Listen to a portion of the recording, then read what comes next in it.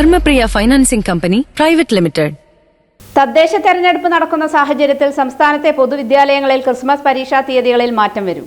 തദ്ദേശ തെരഞ്ഞെടുപ്പ് നടക്കുന്ന സാഹചര്യത്തിൽ സംസ്ഥാനത്തെ പൊതുവിദ്യാലയങ്ങളിൽ ക്രിസ്മസ് പരീക്ഷാ തീയതികളിൽ മാറ്റം വരും. ക്രിസ്മസ് അവധിക്ക് മുമ്പും ശേഷവുമായി 2 ഘട്ടങ്ങളിലായി പരീക്ഷ നടത്താനാണ് സാധ്യതയുള്ളത്.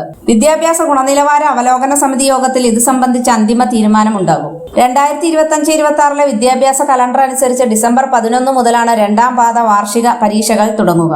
എന്നാൽ ഡിസംബർ 9, 11 തീയതികളിലാണ് സംസ്ഥാനത്ത് തദ്ദേശ തെരഞ്ഞെടുപ്പ് നടക്കുന്നത്. ഡിസംബർ 13 വോട്ടെണ്ണലും. തദ്ദേശ തെരഞ്ഞെടുപ്പ് തീയതിയും വോട്ടെണ്ണലും പരീക്ഷയും ഒരുമിച്ച് വരുന്ന സാഹചര്യത്തിലാണ് തീയതി മാറ്റാൻ തീരുമാനം. വോട്ടെടുപ്പ് നടക്കുക കൂടുതൽ സ്കൂളുകളിലാണ്. അധ്യാപകർക്ക് തെരഞ്ഞെടുപ്പ് ഡ്യൂട്ടിയും ഉണ്ടാകും. ഈ സാഹചര്യത്തിൽ 2ാം പാദ വാർഷിക പരീക്ഷയുടെ ആദ്യഘട്ടം ഡിസംബർ 14-നും 20-നും ഇടയിലുള്ള 2ാം ഘട്ടം ഡിസംബറിലെ അവസാന ദിനങ്ങളിലും ജനുവരി ആദ്യ വാരത്തിലുമായി നടത്തേണ്ടി വരും. അല്ലെങ്കിൽ പരീക്ഷകൾ ക്രിസ്മസ് അവധി കഴിഞ്ഞതിന് ശേഷം ഒരുമിച്ച് നടത്താനുള്ള സാധ്യതയുമുണ്ട്. വിദ്യാഭ്യാസ ഗുണനിലവാര അവലോകന സമിതി യോഗത്തിൽ ഇത് സംബന്ധിച്ച അന്തിമ തീരുമാനമുണ്ടാകും. 20 മുതൽ 28 വരെയാണ് സ്കൂളുകൾക്ക് ക്രിസ്മസ് അവധി.